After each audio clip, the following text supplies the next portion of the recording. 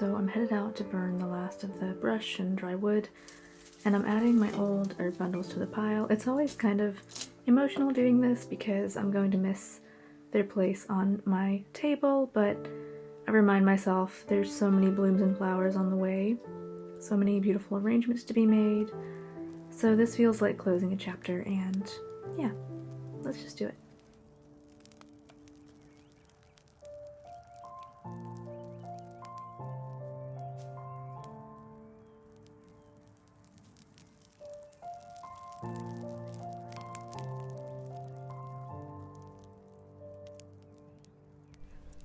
It's March now, and by the time you see this video, there will be barely 2 weeks of winter left. As an optimist and a dreamer, the start of spring is a natural haven for me. This is a hopeful time, symbolized by the budding trees and brilliant yellow hedgerows. I'm still tying up loose ends in preparation for the new season, spring cleaning my room, decluttering, clearing space for a garden bed, but I'm also making space within myself. I planned for an abundant flower and herb garden, but as the weather shifts to something warmer and brighter, I consider, what seeds am I sowing within my own heart?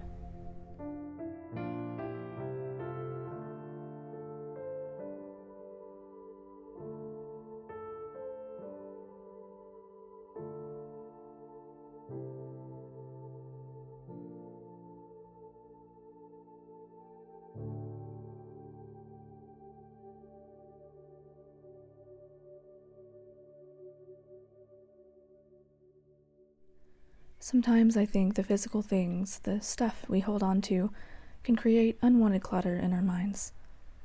As I was cleaning, I found a box of prayers and petitions from my life before moving up here. It felt right to let those go.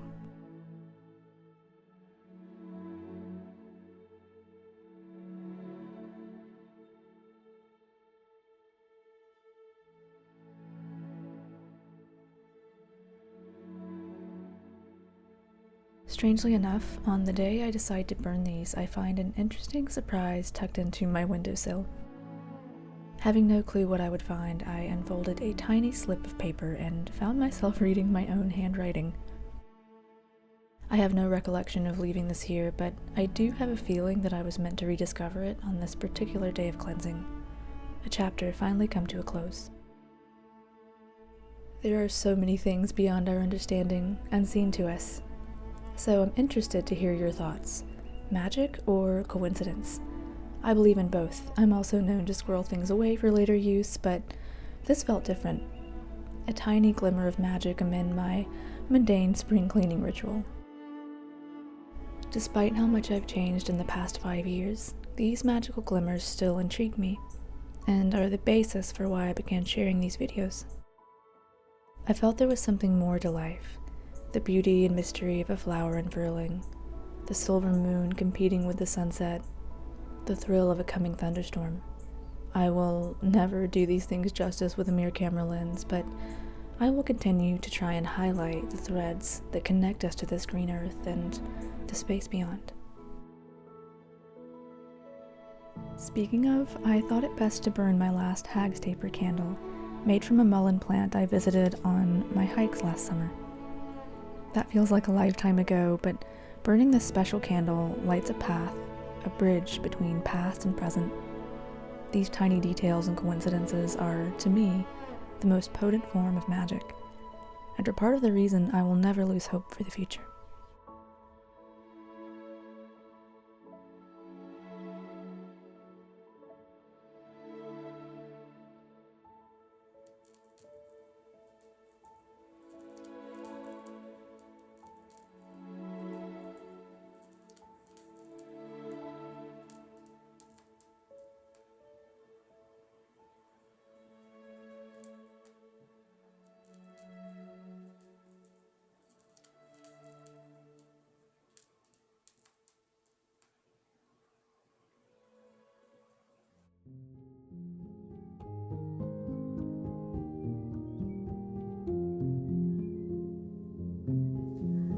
The alder tree haunts the swamps, creeks, and riversides, and forms green canopies in many ravines and forests.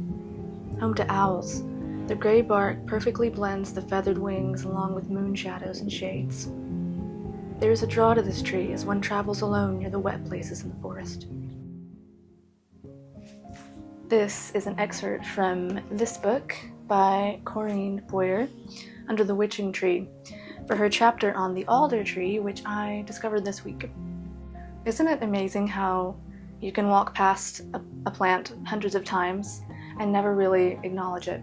This winter I've been working a lot more with tree medicine, so you've seen some of my experiments with pine.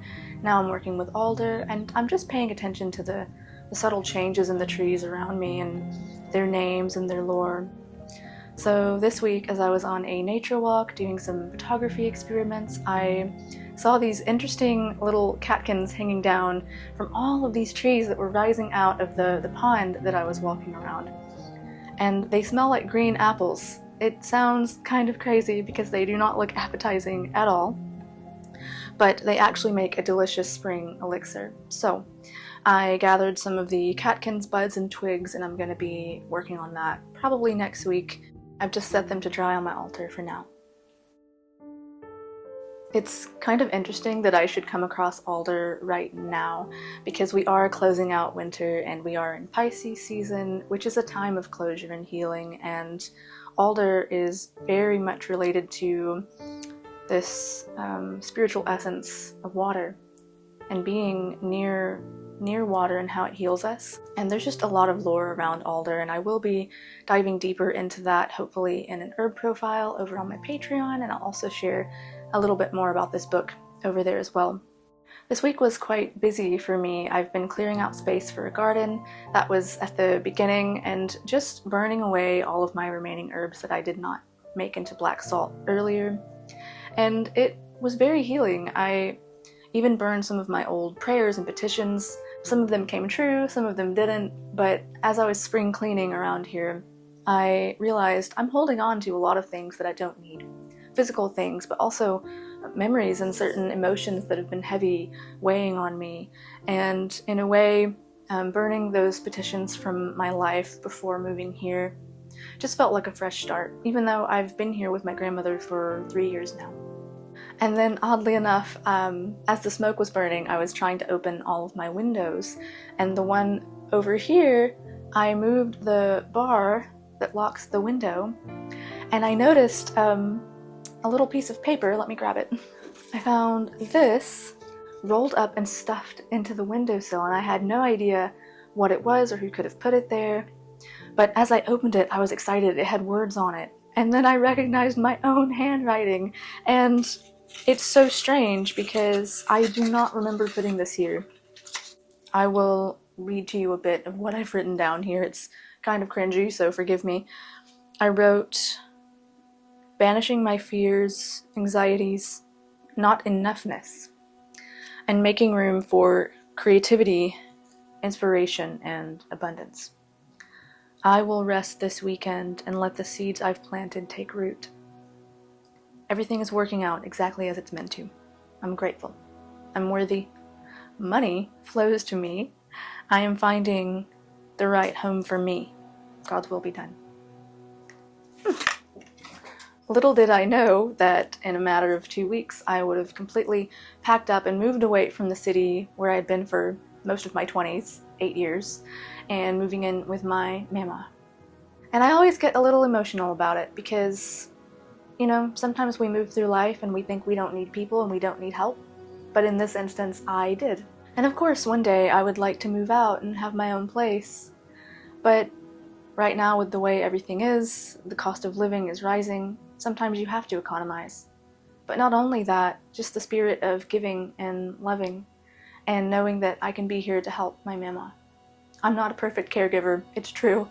I'm irritable sometimes. I'm a hermit. I like to keep to myself. I just sometimes think we do not acknowledge family or the ways we are being helped and supported.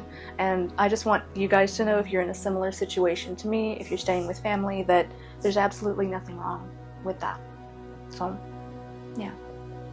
Anyway, I don't know if any of this made sense. I sort of went on a tangent, but I am just filming this little bit to touch base with you guys because I'm about to head into work. But I also wanted to say a really big, huge, heartfelt thank you to your support on my recent video. I feel a little vulnerable sharing my home, but I've learned, just like what I read in that note, we never know where we're going to end up and where we're going to find a nurturing lifestyle. But here I am, and it's amazing to be able to share that little bit with you guys. So again, thank you for your support. Wherever you are, I hope you have a lovely weekend ahead, and I will talk to you soon. Bye.